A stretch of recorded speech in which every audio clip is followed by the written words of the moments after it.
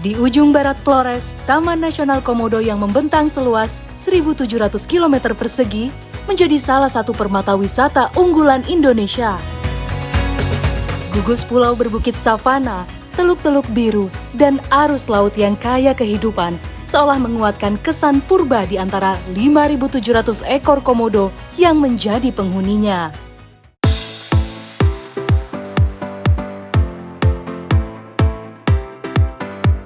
Dengan potensi wisata yang melimpah, Taman Nasional Komodo sekaligus Labuan Bajo dijadikan destinasi pariwisata super prioritas yang tentu berpengaruh pada pesatnya pembangunan.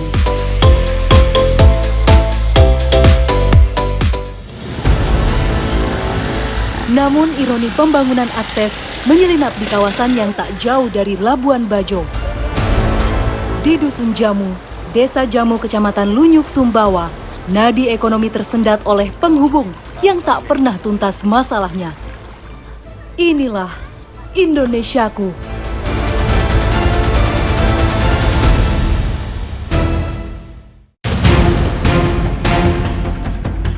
Perjalanan kami mulai dari Jalan Poros Sumbawa, sekitar 100 km dari Desa Jamu. Dengan luas sekitar 160 km persegi, Desa Jamu menjadi salah satu yang terluas sekaligus paling ujung di Kecamatan Lunyuk. Tetapi sebelum masuk dusun yang juga bernama Jamu, kami harus mencari cadangan bahan bakar. Pasalnya, dari informasi yang kami dapat, BBM di SPBU sangatlah terbatas dan tak bisa didapat setiap hari.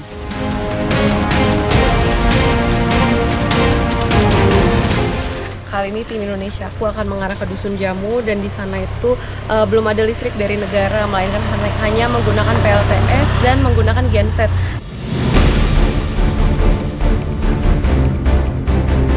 Perjalanan tim Indonesiaku menuju Dusun Jamu bukanlah yang pertama. 8 tahun silam, tim Indonesiaku juga pernah berkunjung ke kawasan terpencil ini dengan kondisi yang lebih susah.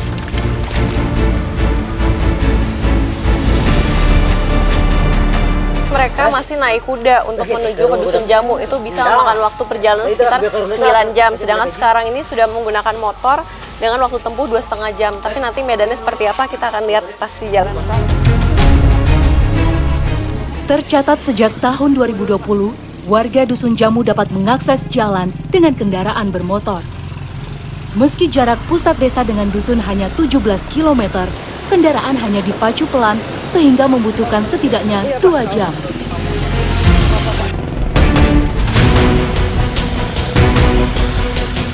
Cerita berbeda dialami warga Dusun Jamu ketika musim hujan.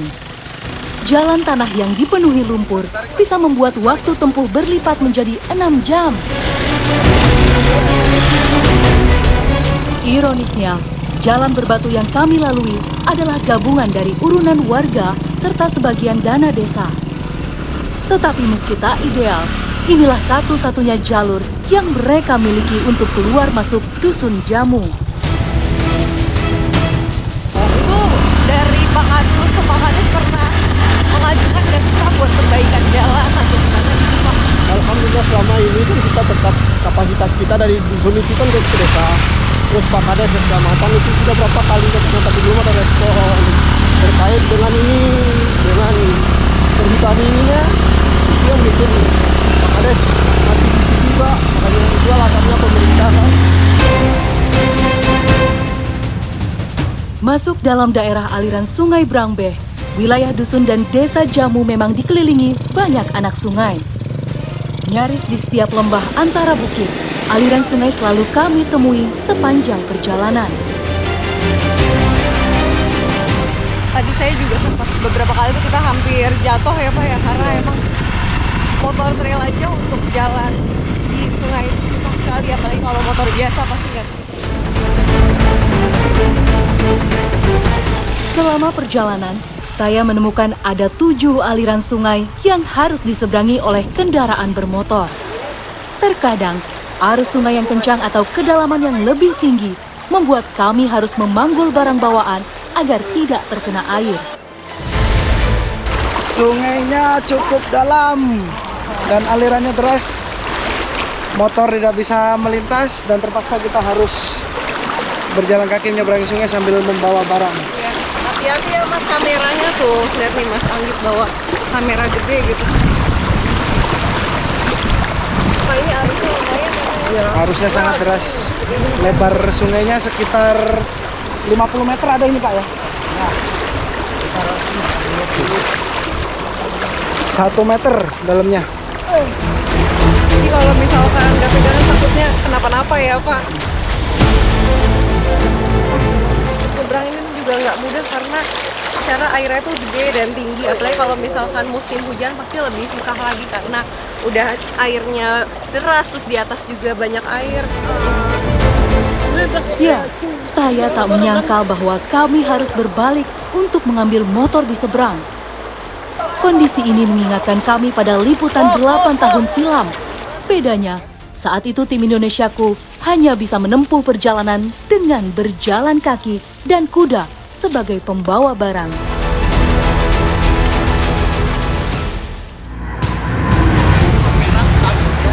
Pak ini berarti tiap keluar masuk desa, dusun tuh selalu ngangkut motor kayak gini Pak? Ya, kalau tiap ada orang lewat kita pukul kayak gini. Gimana kalau hujan ya Pak ya? Kalau hujan, kita tidak banjir. Kalau banjir, tidak bisa. Nggak bisa. Ya.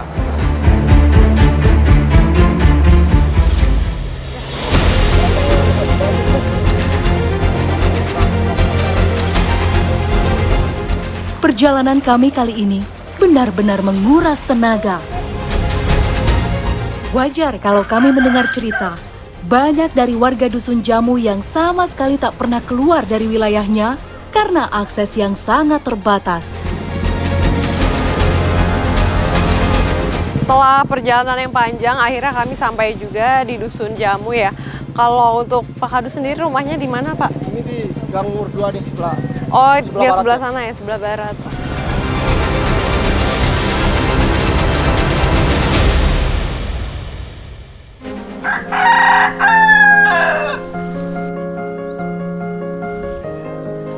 Keterbatasan akses itulah yang membuat warga sulit menjangkau pendidikan yang lebih tinggi.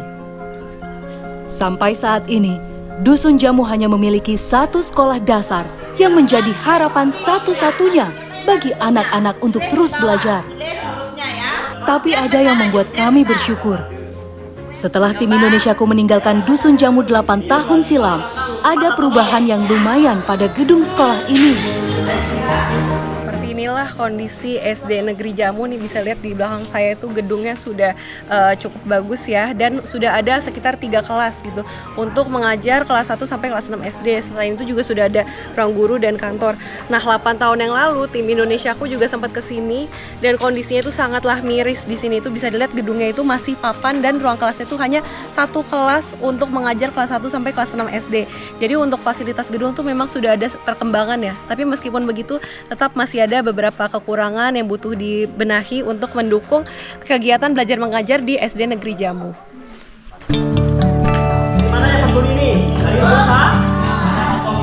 Untuk sekolah menengah pertama terdekat, warga harus pergi ke desa Lunyu Ode. Sedangkan sekolah menengah atas terdekat berada di desa Padasuka. Siapa? Jarak dari Dusun Jamu ke kedua desa ini mencapai sekitar 20 km dan paling cepat dapat ditempuh dalam waktu 2 jam. Ini apa? Ini huruf apa nih? Atasnya. Saat tim Indonesiaku pertama kali datang, sebagian besar warga Dusun Jamu hanya lulusan sekolah dasar. Namun kondisinya kini perlahan berubah. Semakin banyak anak muda yang berani merantau ke Lunyu, Sumbawa, atau Mataram untuk melanjutkan pendidikan dan mencari kesempatan yang lebih baik. Meskipun telah ada perbaikan, kondisi sekolah terbilang jauh dari kata ideal. Rata-rata 2 kelas akan dijadikan 1 karena kurangnya jumlah murid. Nah Bu, ini kalau untuk fasilitas belajar mengajar Bu, tadi kan saya lihat bukunya ada yang rame-rame, 1 buku berdua bertiga. Itu di sini apa masih kekurangan Bu kalau buku? Masih Bu, seperti buku. Masih ada yang kekurangan seperti kelas 5, kelas 4 masih ada yang 2 orang pakai buku kan. Nah, terus kalau fasilitas seperti olahraga kan matrasnya belum ada. Nah, seperti kita olahraga lompat tinggi kan belum ada. Nah, alatnya kan masih kurang.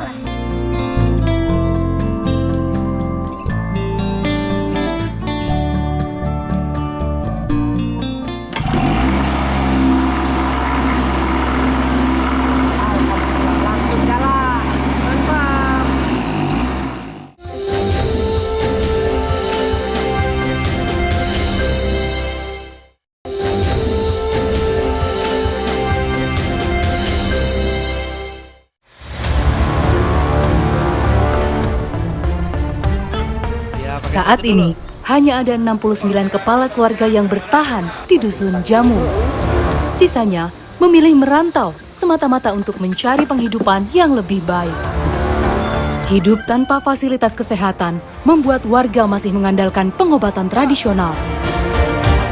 Daun yang dipetik dari kebun ataupun hutan dipilih oleh tetua dusun yang dianggap punya kemampuan alat tabib.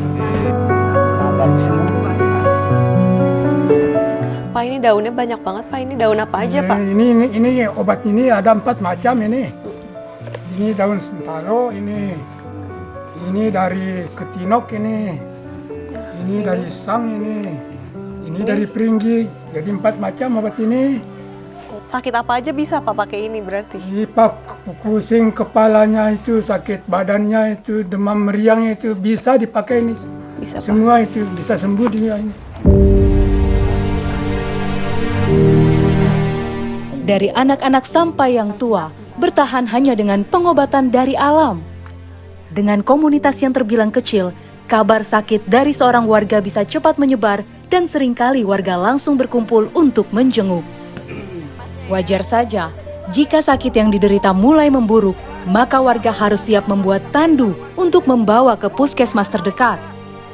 Sebagai catatan, ketika menandu orang sakit, warga membutuhkan setidaknya waktu 8 jam menuju puskesmas Kecamatan Lunyu yang berjarak 20 km.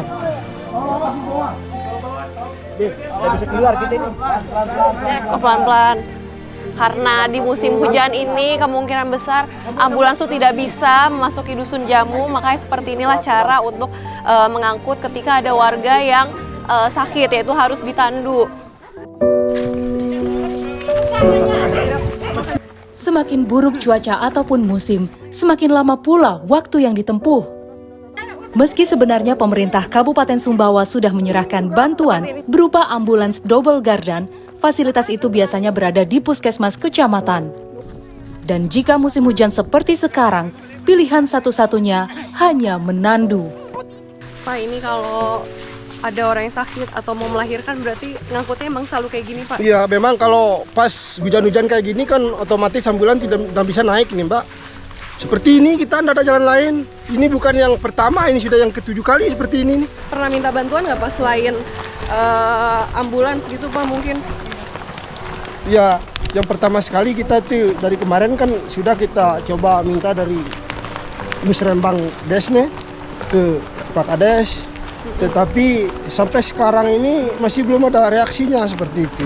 Itu pun ambulans juga berbagi sama desa dan dusun lain ya, Pak, di bawah kecamatan? Iya, memang ambulans itu kan diamnya di puskesmas karena Dikes yang punya, bukan desa mana-mana yang punya.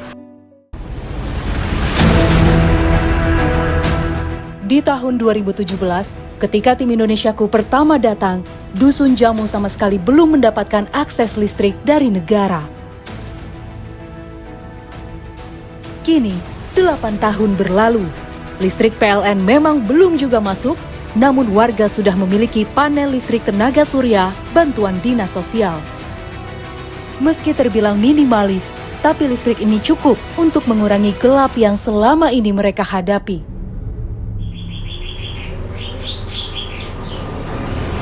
Ini nunggu karena apa, Pak, tadi ngedrop ya? Iya, saya karena sudah 2 tahun itu kayaknya, makanya tidak maksimal masuk stromnya.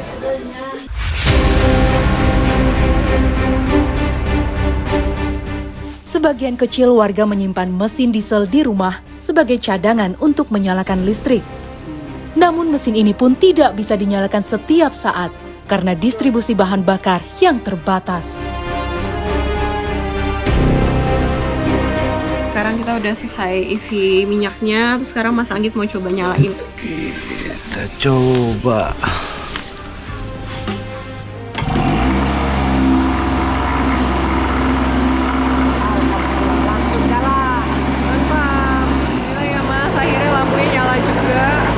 alhamdulillah sudah nyala. Mudah-mudahan kuat buat ngecas baterai. Amin.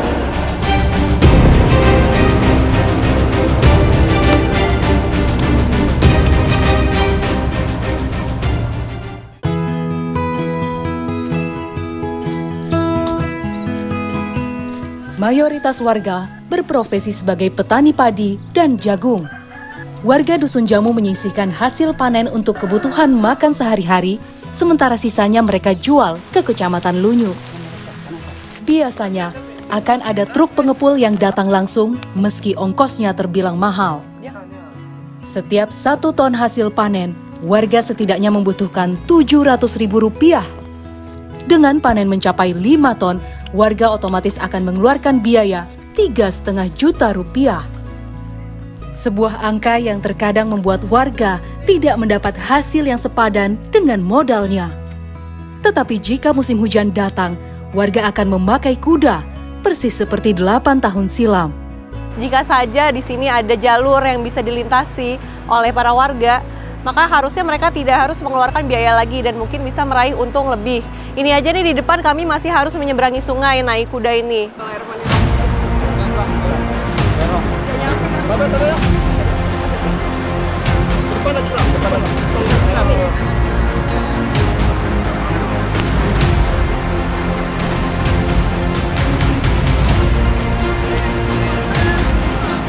Buat naik kuda, apalagi sambil nyeberangin sungai dan sungainya juga cukup dalam, itu nggak gampang ya. Apalagi kalau buat yang jarang naik kuda ini aja saya harus pegangan, terus harus dipegangin sama abangnya juga. Kalau nggak ini pasti jatuh deh. Jatuh ya? Iya. Tapi untuk jalan roboh sungainya juga lebih susah lagi karena udah dalam sampai se dada lah. Awas, depan Amin.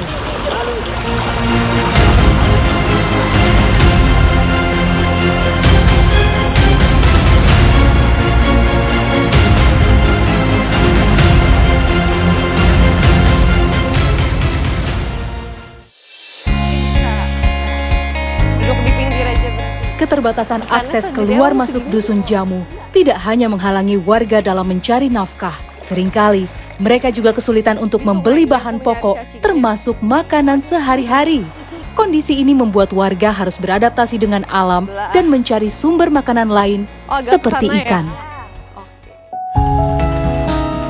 Di tengah budaya mancing yang kini berkembang sebagai salah satu olahraga rekreasi, bagi warga dusun mendapat ikan punya arti lebih. Mereka bisa memenuhi kebutuhan hidup di tengah segala keterbatasan yang dihadapi.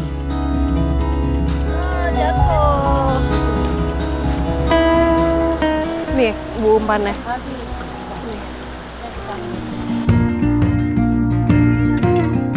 Di aliran sungai ini, mereka biasanya mendapat ikan mujair, ikan tawes, ikan pipit, ikan seriding, ikan montang, ikan belut, hingga udang.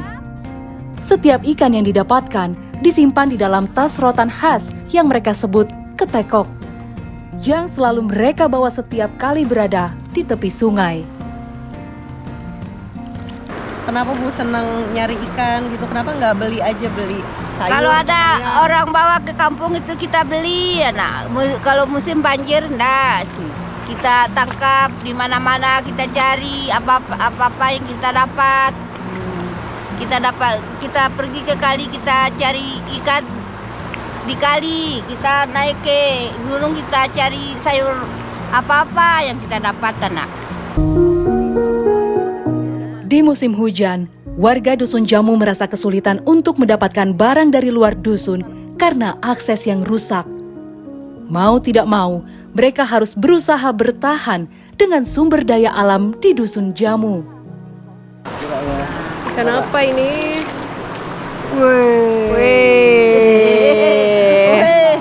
Mantap, akhirnya dapat juga ikan apa tuh, Mas? Ikan seriding. Ikan seriding. Lumayan, buat makan malam. Iya, makan malam.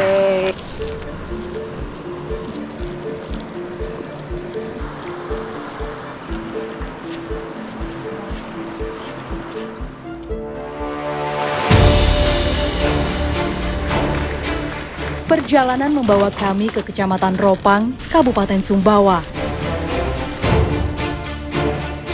Tujuan kami, Desa Lawin.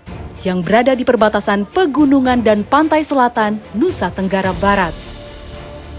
Meski bisa dibilang terpencil, Desa Lawin menjadi salah satu penghasil utama kopi Arabica Sumbawa dan juga kemiri. Untuk memanen kemiri, warga menunggu buahnya gugur secara alami dari pohon untuk kemudian dikumpulkan. Karena itulah, setiap hari warga harus berpindah dari satu kebun ke kebun lainnya untuk menyusuri buah kemiri yang telah jatuh. Sebagai moda transportasi, kuda tentu menjadi yang paling efektif. Pagi ini saya mau panen kemiri bersama ibu-ibu di Desa Lawin, dan yang membedakan di sini tuh nanti ngangkut kemirinya masih pakai kuda tuh di belakang. Bisa kelihatan kan kita bawa 3 kuda, banyak juga ya Bu ya. Emang bawa kemirinya banyak gitu Bu? Di Desa Lawin, setiap warga sedikitnya memiliki 1 hektar kebun kemiri. Namun, kemiri tidak bisa diandalkan sebagai sumber penghasilan utama karena terbilang sebagai buah musiman.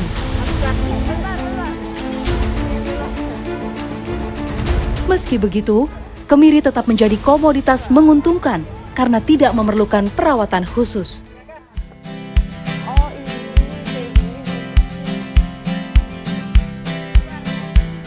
Memungut kemiri yang jatuh dari pohon memang menjadi metode paling bagus untuk memanennya.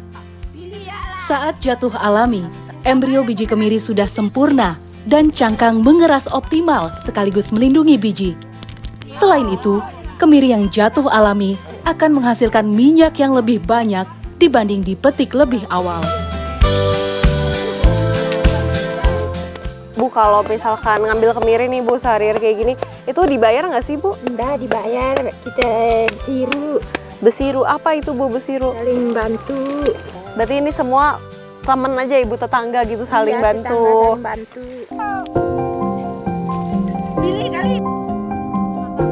Dalam sistem besiru atau gotong royong, warga saling membantu untuk memanen di kebun masing-masing secara bergilir.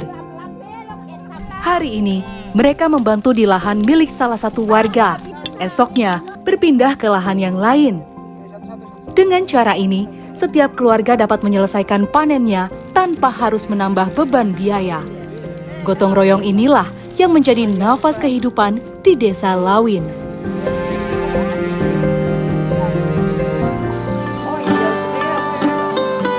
Kemiri yang sudah dipanen akan dikumpulkan, dikupas, lalu dikeringkan. Proses dari panen hingga siap untuk dijual membutuhkan waktu sekitar 1 bulan. Selama periode ini, warga harus rajin membalik dan menjemur kemiri agar kualitasnya tetap terjaga. Setelah benar-benar kering, kemiri diangkut ke wilayah Sumbawa lainnya. Ini kenapa jualnya nggak dikupas Bu? Karena pembelinya pengen yang kayak gini. Kayak gini. Ya, Kalau dikupas harganya berapa sih Bu? Beda nggak Bu harganya sama kayak gini? beda. Kalau yang dikupas itu 10.000 1 kilo.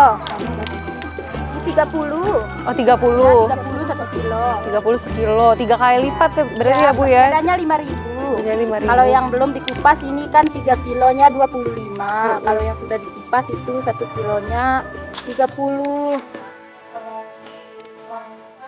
Jika musim panen bagus, dalam 1 bulan, warga bisa mengantongi penghasilan kotor hingga 15 juta rupiah.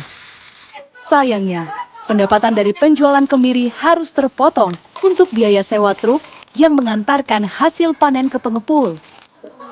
Tarifnya pun tidak murah, mencapai Rp60.000 per tonnya. Beban biaya ini seringkali membuat hasil yang dibawa pulang warga menjadi jauh lebih kecil dari yang mereka harapkan.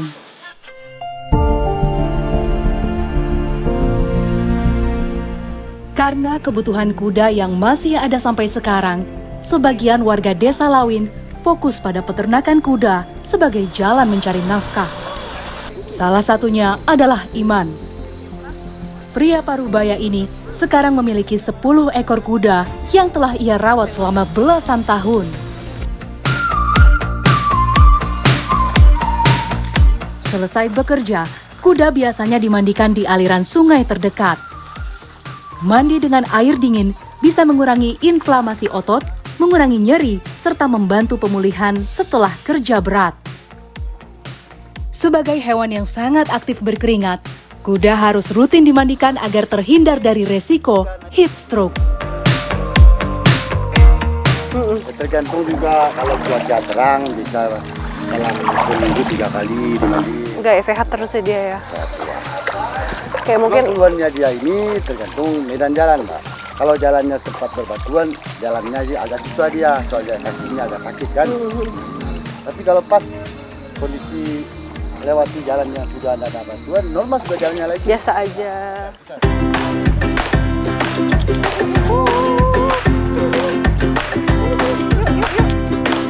Usai dimandikan, kuda-kuda ini dibawa ke kandang untuk beristirahat dan mendapatkan perawatan. Berbeda dengan kuda di kota besar, kuda-kuda di Desa Lawin tidak dikandangkan sepenuhnya. Sehari-hari, mereka dilepaskan di lahan hijau terbuka yang dibatasi pagar sebagai penanda wilayah. Di tempat inilah, kuda-kuda bisa bebas berlari, merumput, dan tumbuh dengan lebih sehat.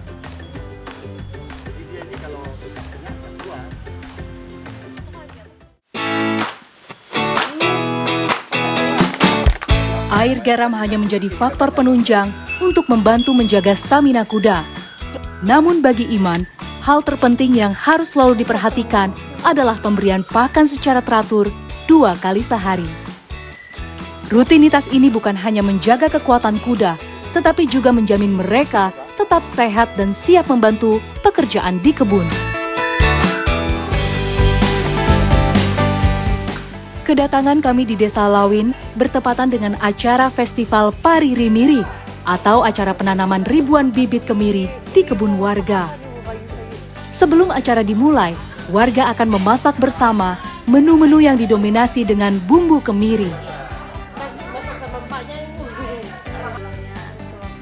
Nah, di sini masih pagi tapi ini saya udah ngaduk masak-masak ini, masak goreng meskipun bentuknya ini kayak soto ya Bu ya, berkuah gitu, tapi ini itu namanya goreng gitu. Dan di Kecamatan Tropang ini di setiap desa itu punya bumbunya masing-masing. Kayak di Desa Lawin ini karena banyak kemiri, makanya salah satu bahan utama ini adalah kemiri. Makanya ini wanginya tuh udah kemiri banget ya Bu ya. Gitu. Nanti ini rasanya kayak gimana, nanti kita makan-makan rame-rame siang nanti ya Bu ya.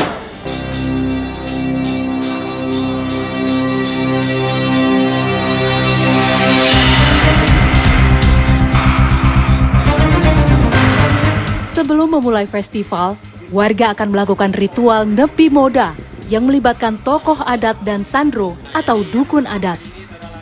Ritual memakai media tampah beras yang bergerak sendiri saat nama orang terpilih disebut.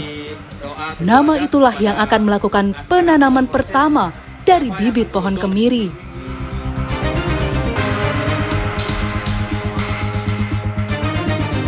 Tentunya pemerintah daerah itu juga akan berusaha semaksimal mungkin mensupport bagaimana jalan-jalan desa itu bisa kita tembus, karena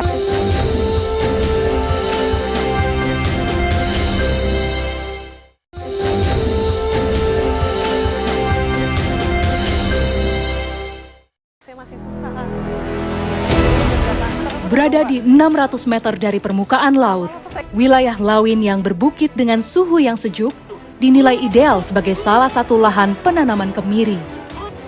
Meski sangat potensial, pemerintah kabupaten masih punya pekerjaan rumah terkait akses demi memaksimalkan panen.